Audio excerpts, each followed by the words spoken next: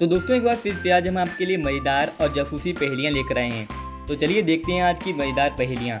और दोस्तों लास्ट में हमने आपके लिए एक बेहद शानदार राइडल लाई हुई है जिसे सॉल्व करने में आपको बेहद मजा आने वाला है। चलिए देखते हैं आज की पहली पहेली। एक दिन रोहन अपनी कार को लेकर कुछ जरूरी काम के लिए एक जंगल से होकर जा रहा था। जंगल बहुत सुनसान था और आसपास कोई भी नहीं दिखाई दे रहा था। अचानक रोहन को लगता है कि उसकी कार में कुछ प्रॉब्लम आ गई है। जब वो कार को रोक कर देखता है तो पता चलता है कि उसकी कार के एक टायर के चारों नट कहीं गिर गए हैं। रोहन को समझ नहीं आता है कि वो सुनसान जंगल में क्या करे और वहाँ से जल्दी कैसे निकले। लेकिन क्या आप रोहन की यहाँ पर जंगल से निकलने में मदद कर सकते हैं? जल्दी से सोचिए, अपना दिमाग लगाइए और कमेंट बॉक्स में अपना आंसर लिखिए। मैं आपके आंसर का वेट कर रहा हूँ।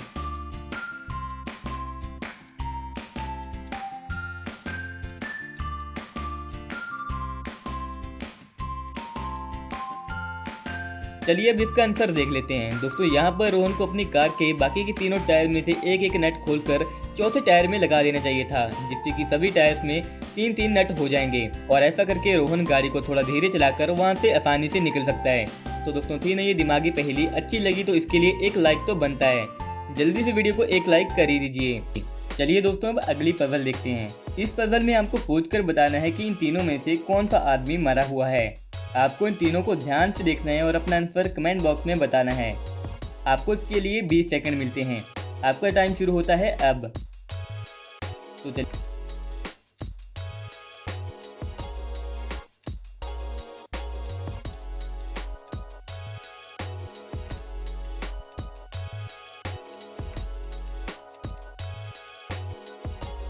चलिए दोस्तों इसका आंसर देख लेते हैं। इसका आंसर है पहले वाला आदमी मरा हुआ है, क्योंकि वो यहाँ पर कुछ भी नहीं कर रहा है लेकिन फिर भी पानी में तैर रहा है। और ऐसा मरे हुए इंसान ही कर सकते हैं। डेड बॉडी ही बिना कुछ किए पानी में आसानी से तैर सकती है। और दूसरे आदमी की बात करें तो दूसरा आदमी हो सकता है कि वो सो रहा हो और तीसरे आदमी ने हाथ में एक किताब पकड़ी हुई है। इसका मतलब है कि वो सोने का नाटक कर रहा है। तो यहाँ पर दूसरा वाला आदमी ही मरा हुआ है। क्या दोस्तों आपका भी लॉजिक यही था? अगर हाँ तो वीडियो को एक लाइक तो कर ही दीजिए। एक शहर में बहुत सारी चोरियां हो रही थी और शहर में चोरों ने बहुत आतंक मचाया हुआ था। चोर रोज रात को शहर में एक घर को लूट रहे थे। रोज रात को चोर एक ही घर में इकट्ठे होकर रात 8 बजे एक ही समय में चोरी को अंजाम देते थे। चोर बहुत शातिर थे और सभी चोर अलग अलग आते थे और एक साथ मिलकर चोरी को अंजाम देते थे, जिसकी वजह से पुलिस उन्हें पकड़ नहीं पा रही थी। पहले दिन शहर के 49 नंबर घर में चोरी होती है। दूसरे दिन शहर के 62 नंबर घर में चोरी होती है। तीसरे दिन शहर के 70 नंबर घर में चोरी होती है और चौथे दिन शहर के 77 नंबर घर में चोरी होती है और पांचवें दिन शहर के 91 नंबर घर में चोरी हो जाती है। पुलिस को यहाँ पर समझ नहीं आ रहा था कि चोरों को कैसे पता लग रहा है कि किस घर में इकट्ठे होकर एक साथ मिलकर चोरी करनी है। तो पुलिस डिटेक्टिव को बुलाती है।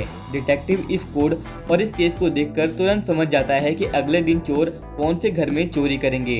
तो दोस्तों क्या आप बता सकते हैं कि चोरी अगले दिन कौन से घर में होगी? अच्छे से सोचिए और अपना आंसर कमेंट करिए। दोस्तों इस केस को सॉल्व करने के लिए आपको मिलते हैं 20 सेकंड और आपका टाइम शुरू होता है अब। आंसर देखने से पहले अपना आंसर कमेंट करिए।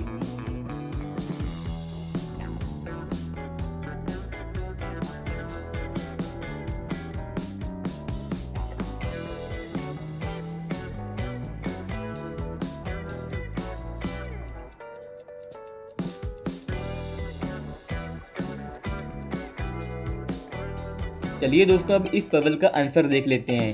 दोस्तों अगर आप 49 के 4 और 9 को एक साथ जोड़ दें तो 13 बन जाते हैं और 13 को 49 में ऐड कर दें तो अगला नंबर 62 बन जाता है। और इसी तरह से अगर 91 के 9 और 1 को जोड़ दिया जाए तो 10 बन जाते हैं और 91 में 10 को ऐड कर दिया जाए तो 101 बन जाते हैं। तो अगली चोरी 101 नंबर घर में होगी। दोस्तों क्या आप भी इस कोड को क्रैक कर पाए थे? अगर हाँ तो आपका दिमाग बहुत ज़्यादा तेज है। तो दोस्तों चलिए अगली पहेली देखते हैं। इस पहेली में आपको बताना है कि इस टी शर्ट में कुल कितने छेद हैं।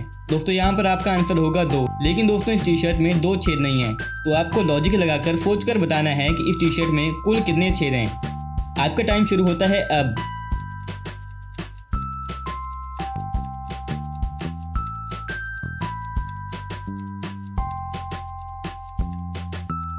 तो चलिए दोस्तों अब देखते हैं कि इस टी शर्ट में कितने छेद हैं। तो इस टी शर्ट में 2 छेद बाजू में हैं एक छेद गले में है और एक छेद टी शर्ट के नीचे है।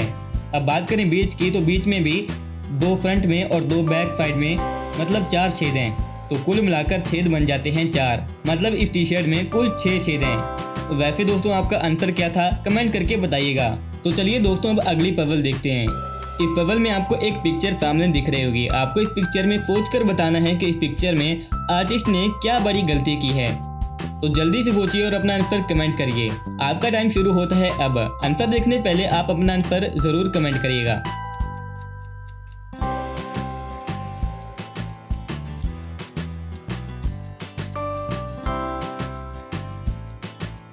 चलिए दोस्तों अब इसका आंसर देख लेते हैं। तो दोस्तों इस पिक्चर में आपको एक बड़ी गलती दिख रही होगी कि घर के ऊपर चिमनी से उठ रहा धुआं किसी और साइड में जा रहा है, बल्कि हवा की वजह से झुके हुए पेड़ किसी और डायरेक्शन में दिखाए गए हैं। मतलब इस पिक्चर में आर्टिस्ट ने 2 तरफ हवा चलते हुए दिखाई हुई है, जो कि एक बड़ी गलती है। तो क्या दोस्तों आप इस गलती को फाइंड कर पाए थे? कमेंट बॉक्स में बताइएगा। तो चलिए दोस्तों अब इस पिक्चर में देखकर बताइए कि इस पिक्चर में क्या गलत है। इस पिक्चर में भी आर्टिस्ट ने एक बड़ी गलती छोड़ी हुई है। तो आप क्या इस गलती को ढूंढ सकते हैं? जल्दी से अपना दिमाग लगाइए और इस बड़ी गलती को ढूंढिए। देखते हैं कि क्या आप इस गलती को ढूंढ पाते हैं या नहीं। आपका टाइम शुरू होता है अब।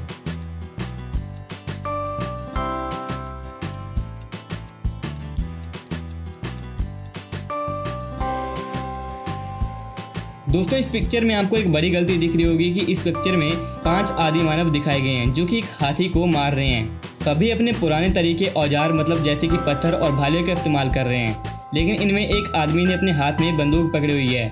तो इस पिक्चर में यही गलत है। आदिमानव के टाइम में बंदूक कहाँ से आई?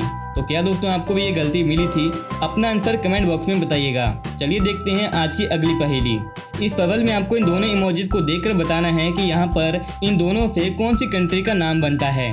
जल्दी से सोचिए और अपना आंसर कमेंट करिए। आपका टाइम शुरू होता है अब, और आंसर देखने से पहले अपना आंसर कमेंट जरूर करिएगा।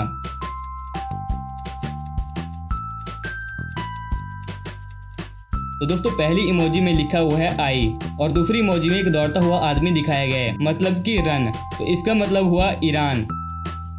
तो चलिए दोस्तों अब अगली पहेली देखिए। ये पहेली थोड़ी मुश्किल है, तो ध्यान से इसे देखिएगा और अपना आंसर कमेंट करिएगा।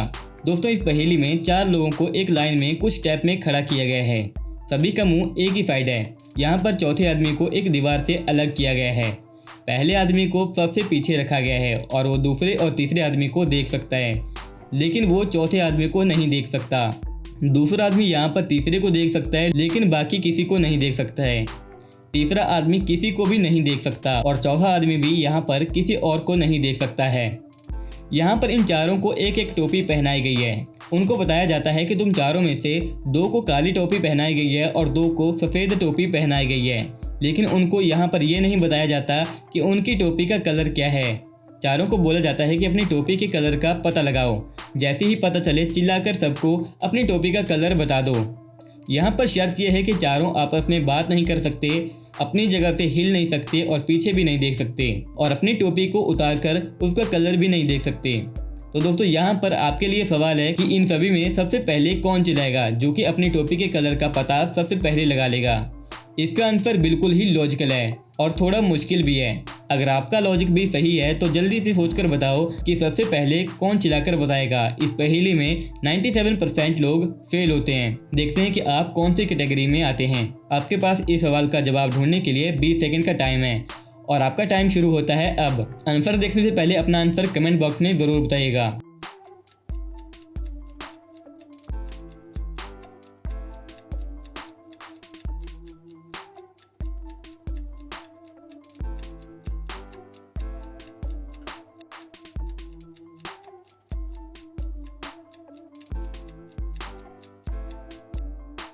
दोस्तों यहाँ पर दूसरा आदमी सबसे पहले चिल्लाएगा।